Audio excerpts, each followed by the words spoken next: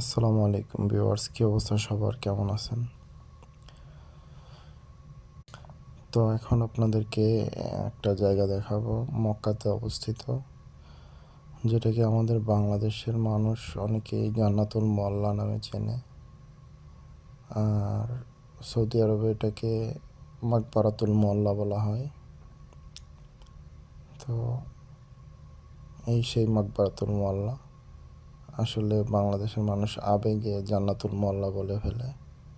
জান্নাতুল মোয়াল্লা না, এটা মাকবারাতুল মোয়াল্লা।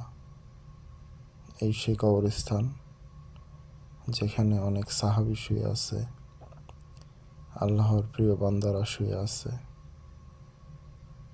তো আপনারা সবাই তাদের জন্য দোয়া করবেন। অবশ্য আমাদের বাংলাদেশে হলে এখানে অনেকগুলো মাজার হয়ে যেত, কিন্তু